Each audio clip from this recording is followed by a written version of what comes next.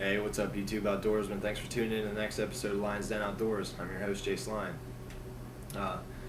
It's Monday night here. I'm back down in college, and I just want to fill you guys in on some cool stuff that happened over the weekend. Didn't really hunt much this weekend. Got out once.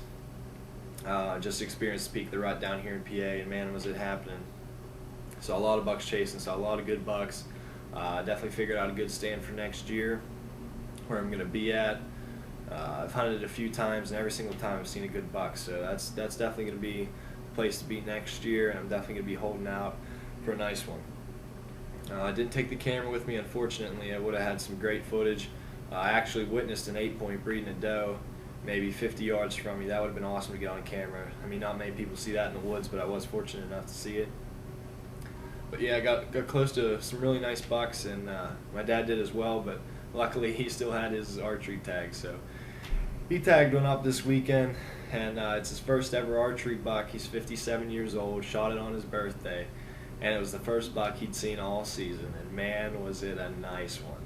It is nice. I mean, he called me at 4:30 and told me that he shot a big one. He told me which one it was. I already knew the buck was on the property.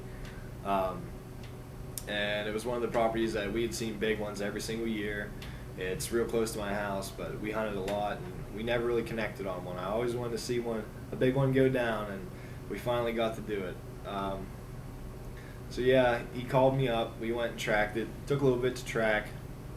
He double lunged it, but I mean, it was moving steady and going downhill, so it covered a lot of land, maybe a little bit over 100 yards, I'd say 120 yards, and it would have real good, maybe 10 yards would leave real good blood just pouring out, and then in between there'd be little flecks of blood. It'd be hard to find the direction, so it took us a little bit to find it, but when we did, it was a beautiful sight. It was a real surprise to me. He shot a big 7-point that I had seen a few times. I never saw him on the hoof, but I had a few trail camera pictures of him, and he taped out as a green score fresh at 130.5 inches, which is Pope and Young.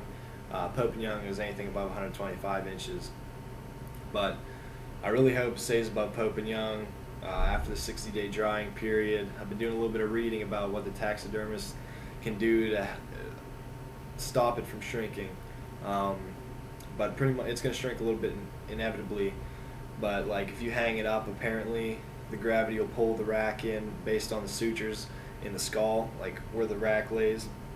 It'll actually shrink that way. It can cut like up to 3 inches off your spread alone, and you lose like something like up to 1% of your mass. So he's right there on the fringe, I would say. I mean, I really want to keep it Pope and Young, so I'm going to talk to the taxidermist on what he can do, and maybe have him research. I'm sure he knows, but have him do the best he can to keep it above the 125-inch margin. But we're going to get it in a European mount, which I think will look pretty sick. Can't wait to show you guys that. But yeah, it was my dad's first archery buck at 57 years old, which was pretty cool. I was glad to share the experience with him. I was glad I was home. Just felt like I was 12 again, being the old father and son dragon team out there taking deer out. It was pretty fun. Big celebration back at the house. It was just a good time. It felt like back in the good old days. That's all I can say. So yeah, guys, PA hunters, you guys know what a 130 is. I mean, down here it's nice, but out west, you know, to those people, 130, you know, the good hunters who probably shoot 130 every once in a few years out west. I mean, it's not that special out there, but here in PA, that's an incredible buck, especially for archery equipment. So I'll show you guys some pictures of it. I didn't get any video of it just because by the time we got back, you know, we had a long tracking job. It took us 3.5 hours to drag. But show you some pictures of it. I got a picture with it to show you guys like how long the body is. And plus I just knew the deer, so I wanted a good picture with it. I got a few pictures with me and my dad with it.